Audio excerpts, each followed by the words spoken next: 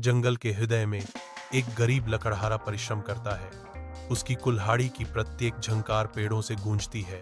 अचानक दिल दहला देने वाली कराह जंगल की गुनगुनाहट को भेदती है, जो लकड़हारे को एक अज्ञात दुर्दशा की ओर खींचती है। घने जंगल के भीतर छिपा हुआ एक विशाल हाथी फंसा हुआ है, जिसका विशाल रूप आसपास के जंगल से बौना है। पीड़ा हाथी की विशेषताओं को उकेरती है, फिर भी उसकी आंखों में लकड़हारा क्रोध नहीं देखता, बल्कि एक मौन निराशाजनक गुहार देखता है। लकड़हारा शुरू में डर से लकवाग्रस्त, अब एक ऐसे प्राणी को देखता है जिसे सख्त जरूरत है। उसकी मूक चीख उसके दिल में गूंजती है। जंगल के दिल में लकड़हारा सावधानी से विशाल हाथी के करीब जाता है। नाजुक देखभाल के साथ लकड़हारा दर्दनाक कांटा हटाता है। लकड़हारा पानी देता है, दयालुता का एक साधारण कार्य। हाथी अपनी हार्दिक कृतज्ञता व्यक्त करता है। धन्यवाद मित्र। आदमी और जानवर के बीच एक कोमल संबंध खिलता है।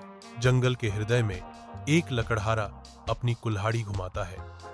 हर प्रहार शांत जंगल में गूंजता है। शांति भंग हो जाती है, क्योंकि डाकू प्रकट होते हैं।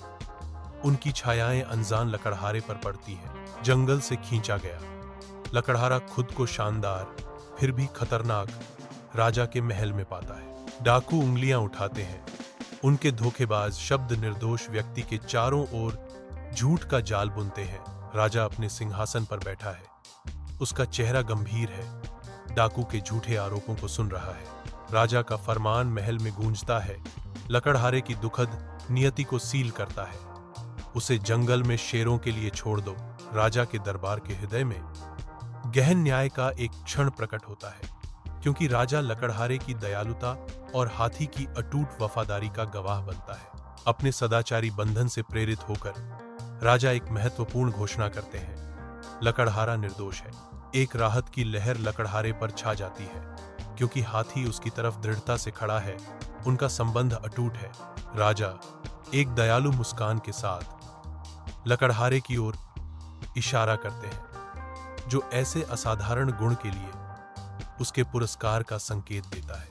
लकड़हारा घुटने टेकता है, राजा के उदार पुरस्कार को स्वीकार करता है, जो दया और वफादारी की शक्ति का प्रमाण है।